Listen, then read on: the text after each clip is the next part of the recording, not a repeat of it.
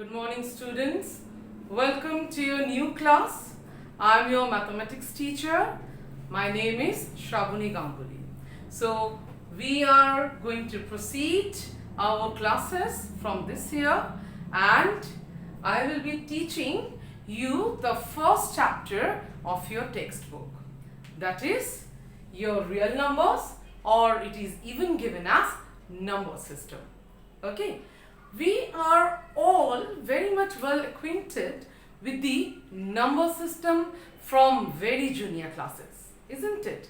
All of you have studied about number system. That means whenever you have started learning mathematics, you have landed up with the number system. And again you are having the same chapter, number system. In class 10 also you are going to proceed with the same chapter, that is number system. So by this way you may or you can imagine that how vast and how huge is the syllabus, and this topic may be repeating in every class as a first chapter of yours, but it is never ending. We have lot many to study, though we have studied a lot in the previous classes. So children, we have studied, we will be recalling, this is the introductory class. We will be carrying on our Google Classroom classes, live classes, but I will today give you a small introduction on the basic of this chapter. Now what it is? See, you have already studied about natural numbers. Okay? So many of you can understand this one. Natural numbers begin with, yes, many of you are answering by your own, that is 1. So I have put it 1, 2, 3, ... and infinite. Infinite means it is never ending. We have no stop point or finishing point of the system. Correct. Now we are abbreviating this natural number set as capital N. Fine. Now then comes an introduction of 0. Fine. So when 0 includes in this natural number set, we are getting a new set that is known as, yes, whole numbers. Correct? So whenever it is asked, whole number starts with 0, 1, 2, 3, ... Okay, it is again infinite. Now integers. What's special in the integers? Which is abbreviated as capital Z. Now integer involves the negative of the numbers. Correct? So you have already studied the addition of the positive, negative numbers, multiplication, division, fractions you have studied, rational numbers you have studied, and we are going to continue with all of this. That's your natural number, whole number and integers. But have you ever thought of that when you have studied the natural numbers, whole numbers, integers, and they are all in the stomach of rational number? That is, whenever we have studied about this rational number in your previous classes, you have studied about what do you mean by rational number? Anyone can answer? Yes, I know many of you are answering by your own, that they are the numbers which are represented in the form of P by Q, where the denominator must not be 0. What happens when the denominator becomes 0?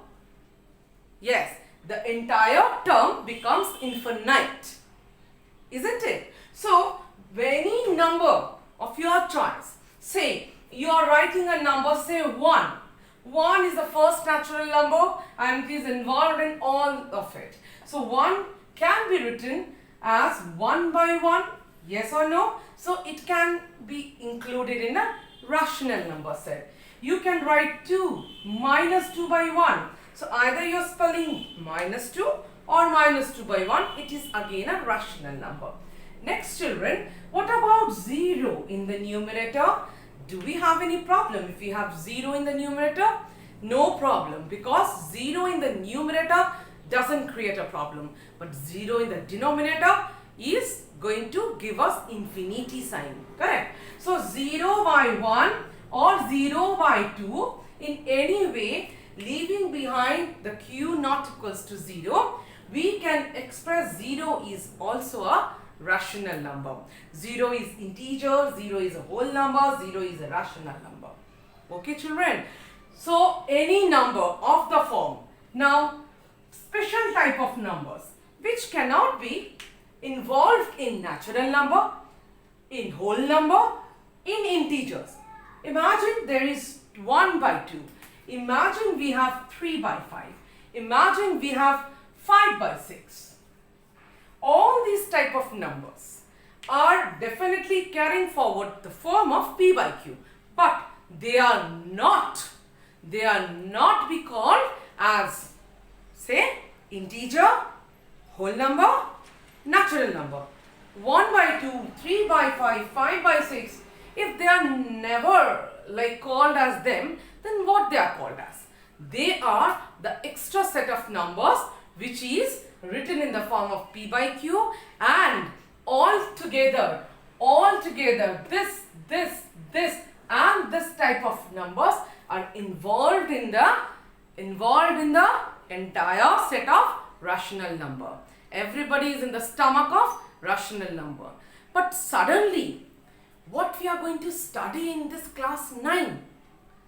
Again, we found that this is not the all real numbers. What is real number? Real number is the universal set of numbers which involves whatever. Think of a number, that is a real number.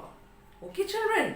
So, few numbers are still there which is not behaving like either of it. Either of it means natural, whole number, integer or rational number. Then how they do behave? They are behaving, they are showing such type of expansion or such type of values they are providing that they cannot be involved in this set. They are then retracted and they are removed from this collection. They are now known as irrational numbers. So, children, remember what I am going to write now in front of you, that whenever you are thinking of real, so real numbers are categorized into two parts. From class 9, you all are going to remember this one, okay? That is rational numbers and irrational numbers, two major categories. Rational numbers involve everything. You can think of a natural number, involves whole number, involves integers and the extra set of numbers. Now, this is irrational number which cannot be written as p by q form. Okay, so how we are going to differentiate in this class 9 whether this is rational or irrational? Based on the decimal expansion. Okay children? Now, decimal expansion means if a number is a whole number, we need not to divide. But if a number is like 1 by 2, so imagine a number which is 1 by 2, it is giving you decimal expansion of 0.5, it is going to finish, correct? So decimal expansion of rational numbers are of two categories. One is terminating and another is non-terminating, but it is repeating. Say for example, half, 1 by 4, okay, 1 by 25, this type of numbers, or 3 by 5, these type of numbers are having terminating decimal expansion. Terminating decimal expansion means it is going to get over after certain decimal places, like 0.3475 or 0.012345, okay. But non-terminating means after the decimal, it is going to go on and on. Say 0.33333. Imagine 1 by 3. Now, if you are going to divide 1 by 3, it is going to come how much? You tell me. This is 0 point. Then 1 0. It is coming. 3 3s are. Again 1 comes down. You do the division and you will understand what ma'am is talking about. So, we are going to put, we will all discuss all these things again in the live classes. but still this video can help you out before the introduction of the live classes. See, so 0.333333, it is moving on, correct children? Now 0.3, a bar which shows a recurring repetition, means 3 is repeating, or you may have a repetition, say 1, 2, 5, 1, 2, 5, 1, 2, 5, it is continuously coming. So it is 0.125 on the head, it is a bar again, correct? But what about irrational numbers? They behave very badly. Neither they are going to terminate, nor they are going to repeat itself. So they are moving randomly, ekdam marzi ka malik. Okay, so it is moving like 1 2 0 1 2 0 0, then it comes to 1 3 0 0 0 1 4 9. You cannot guess that what next you are going to get after the division. Isn't it interesting, but dangerous even? No, because we cannot guess it out. It is not going to finish ever. So when this type of decimal expansion we are ever getting, we are going to call them irrational numbers. And the examples, the best examples you will find in your book is root 2. Though we are taking the approximate values, that is for root 2 we are getting 0.0140 or 1.732. We are taking the approximate, means we are taking up to 2 decimal places or 3 decimal places like that. But actually they are moving infinitely after the point or the decimal. And the most famous pi, we are all writing pi as 22/7, no? Correct? But that is not right, you know. This is not equals to. We should not put equals to. Why, you know? Because pi is a purely irrational number. But 22/7 is pure rational number. Now, one is rational, another is irrational. How it is possible? Why then we used to take 22/7 at the value? You know why? Because the decimal expansion of 22/7 is moreover like this. 3.121425887 like this. But this is only approximated. This is a bit of approximation. They are never equal. They cannot be equated. We are taking approximated. We are getting the value of pi. You will see in your book up to few million decimal places. Yet we have discovered the value of pi after point. Okay, but it is going on after division. We are not getting the last or the final decimal place of this pi. So it is a purely rational number, but we are equating it with 22/7 because both of them are giving the few places as 7. As 22/7, that is 3.14. This is approximately, we are taking the approximate value. So from now, children, remember, okay, you will note down one point. Pi, very much irrational. It is irrational.